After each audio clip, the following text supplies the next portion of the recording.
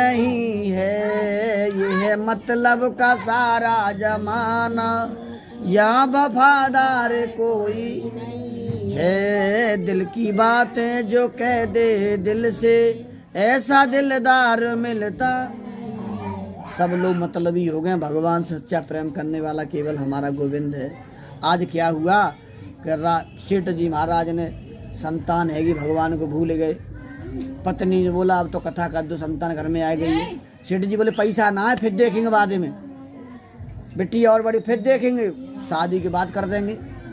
बिटिया की शादी कथा ना है कि कथा नहीं कराई, शादी तो हो गई, जब कथा नहीं कराई है तो भगवान रुष्ट हो गए और बोले भैया कि तू झूठ बोलता है, मैं श्राप देता हूँ, जा तू दरिद्री हो जा, गरीब हो जा। अब तो भैया गरीब है गए, इतने गरीब, खाने को रोटी नहीं, तन ढकने कपड़ा नहीं, धंधे करने को बाहर गए। और प्रभु के लिए देखिए वहाँ भी कर्म हमारे संग जाते हैं। क्या हुआ कि वहाँ जाके धंधा करने बैठे, अंधेरा हो गया तो प्रभु कृपा से दो चोर धन चुरा के गायब हो गए, रख के गायब हो गए। और भैया मौके पे सैनिक आ गए, हथकड़ी पड़ गई, बचाने वाला कोई। अब रो रहे हैं, वो क्या कह रहे हैं कि सारी उमरिया मैंने कीने, उल्टे देखो काम बचा लो ओ मुझको भगवान, बचा लो ओ मुझको। अरे सारी उम्र जुआ खेलता रहे, सारी उम्र शराब पीता रहे, सट्टा लगाता रहे, तो बुढ़ापे में तो कष्ट हुआ ही होगा तुम्हें, हैं?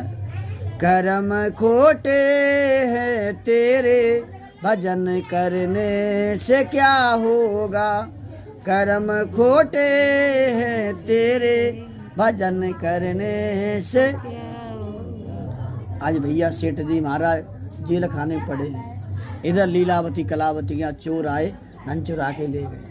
इतनी दुखी बिटिया मरने को तैयार, और कहते जा को राके साइया, मार सके ना कोई और बाल ना बाका कर सके चाहे जग बेरी। चाहे दुश्मन जमाना हो जाए, हमारा कन्हैया का हाथ हमारे पास हो जाए, कोई बिगाड़ने वाला नहीं है। अब तो भैया बिटिया मरने को गई, पड़ोस में कथा कुछ खाने को मिल जाए, बैठी कथा में सुन लगी। मगर कहते हैं कि जहाँ कथा होती भगवान का वास होता।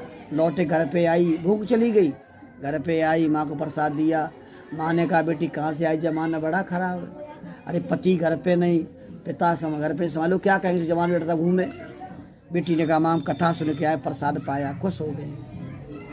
कहने लगी हे गोविंद कल हम भीख मांग कथा भगवान की कराए।